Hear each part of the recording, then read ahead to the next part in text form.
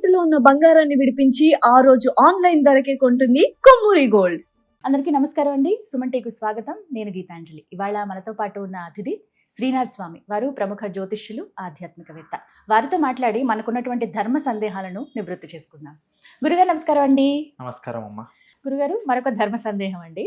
పూజ గది అంటే దాదాపుగా ఎలా ఉంటుందంటే ఈ చిన్న చిన్న సందేహాలే పెద్దగా మారిపోయి భయానికి గురి చేస్తూ ఉంటాయి. అందులో ఒకటి పూజ గది శుభ్రం చేసుకునే విషయం.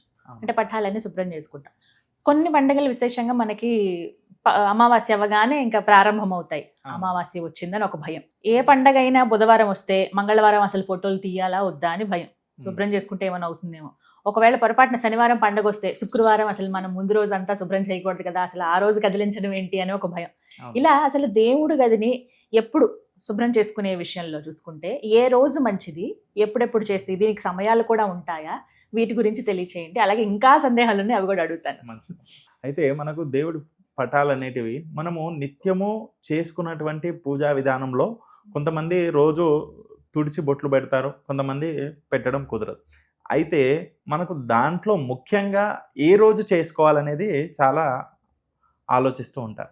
అయితే దాంట్లో ముఖ్యంగా మనకి ఏంటంటే మంగళవారము శుక్రవారాన్ని మనము అమ్మవారి వారంగా భావించి ఆ రోజు పూజ చేస్తే మన ఇంట్లో నుంచి లక్ష్మి వెళ్ళిపోతుందేమో అనే చిన్న సందేహం కూడా ఉంటుంది. ఆ సందేహంతోనే ఆ రోజులలో పూజలు చేయరు. కానీ మనకు దేవాలయం ఉంది. దేవాలయంలో మనకు ఏం చేస్తారమ్మా, శుక్రవారమే అభిషేకం ప్రత్యేకంగా పెట్టుకుంటాం. లేదా శుక్రవారం ఒకవేళ కొన్ని దేవాలయాలలో ఏం చేస్తారంటే శుక్రవారం మంగళవారం 2 రోజులు పెడతారు.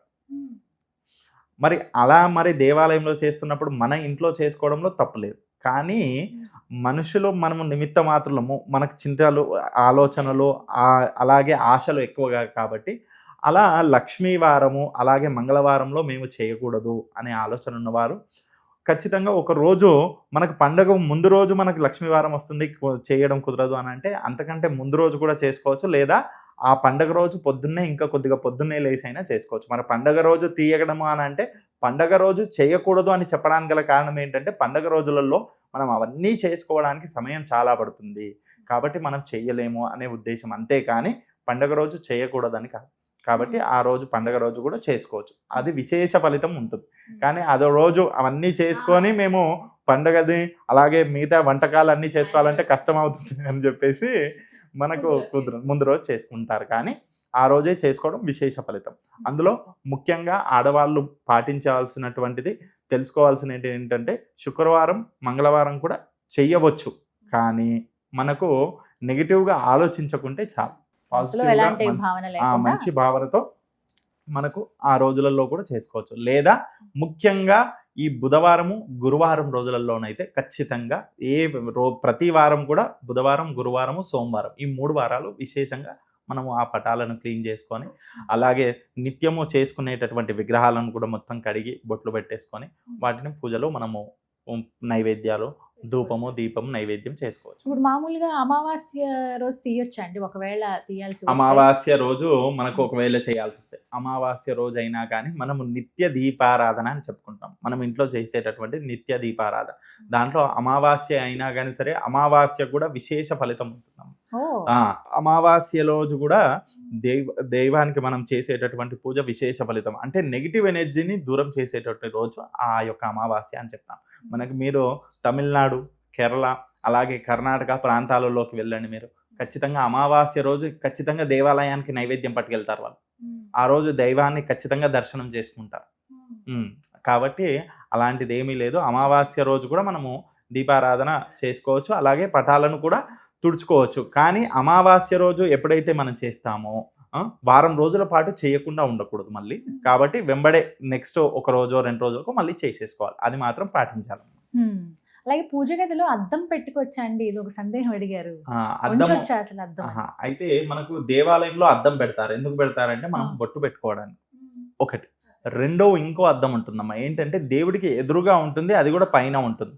అది ఎందుకు ఉంటుందంటే ఏ దేవతా మూర్తులకైనా భగవంతుడికి మనం చేసిన అలంకరణ చేసిన తర్వాత ఆ భగవంతుడికి ఆ యొక్క పరదా తీయగానే తనను తాను చూసుకొని సంతోషపడతాడంట. అమ్మవారు అయితే మురిసిపోతుందంట, అబ్బా నన్ను ఎంత చక్కగా అలంకరించారని సంతోషపడుతుందంట. మరి అలాంటి అమ్మవారు అలాంటి స్వామివార్లు వారు చూసుకోవడానికి ఆ పైన అద్దం పెడతారు. అందులో మనం కూడా ఏం చేయాలంటే మొట్టమొదట అద్దంలో చూడాలంటే ఆ విశేష దృష్టి ఏదైతే ఉందో మన పైన ఆ స్వామివారి ఉగ్ర రూపంగా మొట్టమొదట చూసేటప్పుడు ఉగ్ర రూపంగా చూస్తారంట. అది చూసి సంతోషపడ్డాక శాంతం అయిపోతారంట. మరి అటువంటిప్పుడు మనం కూడా మొట్టమొదట అద్దంలో చూసి తర్వాత ఆ భగవంతుడిని చూడాలి. అది విశేష ఫలితం.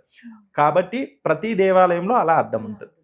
మనము బొట్టు పెట్టుకోవడానికి ఒక చిన్న అద్దాన్ని ఏర్పాటు చేస్తాం.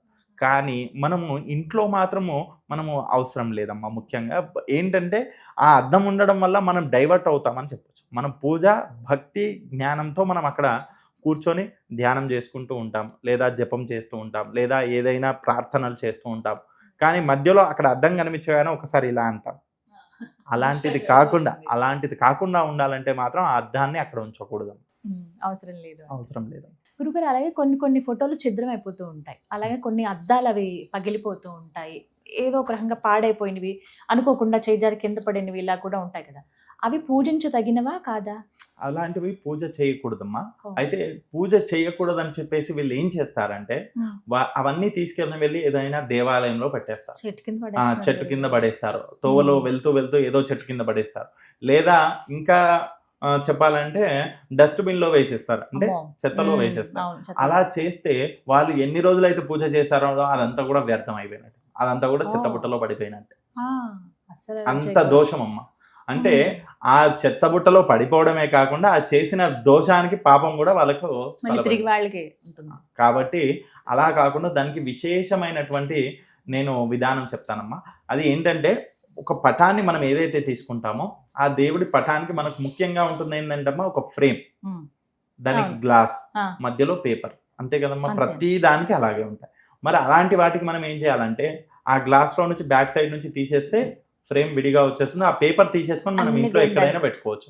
ఇంట్లో ఏదైనా బుక్స్ లో పెట్టుకోవచ్చు. మన దగ్గర భగవద్గీత ఉంటుంది, ఆ భగవద్గీత బుక్ లో పెట్టుకోవచ్చు. ఆ పేపర్ ఫ్రేమ్ ని పడేసేయండి, ఆ చెత్త బుట్టలో పడేసినా మనకి ఏమి ఇబ్బంది లేదు. అంతగా చేయించుకోవాలి, అది మనకి సెంటిమెంట్ అంటే మళ్ళీ ఫ్రేమ్ చేయించుకోవచ్చు. ఇంకో విషయం ఏంటంటే ఆ పేపర్ ని కూడా మనము నదిలో వేసేయచ్చు. మరి పాతగా అయిపోతే నదిలో వేసేస్తుంది. పేపర్ అనేది ఏంటంటే నీళ్ళల్లో పడింది అనుకో మెత్తగా అయిపోయి కరిగిపోతుంది, ఏమి ఇబ్బంది లేదు. కానీ అదే ఈ ఫ్రేమ్స్ వేసేసారనుకోండి ఆ అద్దాలు ఎవరికైనా పుచ్చుకుంటాయి, ఆ ఫ్రేమ్స్ ఎవరికైనా తగులుతాయి, అన్ని ఇతర జీవులకు కూడా ఇబ్బంది, వాటన్నిటికీ కష్టమే. కాబట్టి అలా కాకుండా ఇలా చేసుకోవడం విశేష ఫలితం. ఏ దేవాలయంలో కూడా పెట్టొద్దమ్మా, అది చాలా దోషం. దేవాలయంలో పెడితే మాత్రము 1కి 100 రెట్లు దోషం అమ్మా. ఎందుకంటే అది తీసేవాడు ఇప్పుడు పురోహితుడు తీయాలి, అక్కడ ఉన్న అర్చకుడు తీసేయాలి. ఎందుకంటే పని వాళ్ళు కూడా తీయమంటే స్వామి మేము ఇలా తీస్తాం స్వామి అంటారు, అర్చకుడు తీయాలి. ఆ దోషం మళ్ళీ అలా ఫాలో ఆన్ అవుతామమ్మా. అలా కాకుండా ఉండాలంటే మాత్రం ఖచ్చితంగా ఈ విధంగా ఫ్రేమ్ ని విడిగా చేసి ఆ పేపర్ ని తీసి పెట్టుకుంటే సరిపోతుంది. గురుగారు, అలాగే దేవుడి గదిలో ఖచ్చితంగా ఉండవలసినటువంటి చిత్రపటాలు, ఎందుకంటే ఎక్కడన్నా క్షేత్రానికి వెళ్ళాం అనుకోండి, గుర్తుగా ఒకటి తీసుకొచ్చి చక్కగా దేవుడి మందిరంలో పెట్టేస్తాం. అలా ఇంకొక క్షేత్రానికి వెళ్తే ఎవరో గిఫ్ట్ ఇచ్చారని, మనకి బాగా ఇష్టమని, ఇలా బోల్డ్ అని అయిపోతూ ఉంటాయి.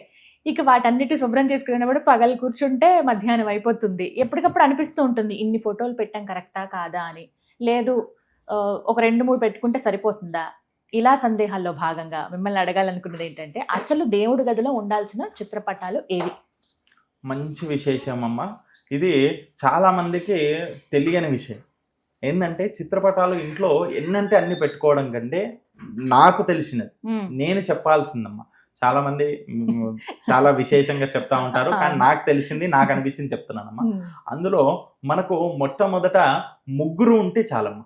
ఆ 3 చిత్రపటాలు ఇంట్లో ఉన్నాయంటే చాలు, అంతకు మించి ఇంకొకటి అవసరం లేదు. మొట్టమొదట శివుడు, శివ పార్వతులది ఉన్నా పర్వాలేదు, శివుడిది ఉన్నా పర్వాలేదు, శివ పరివారం మొత్తం ఉన్నా పర్వాలేదు.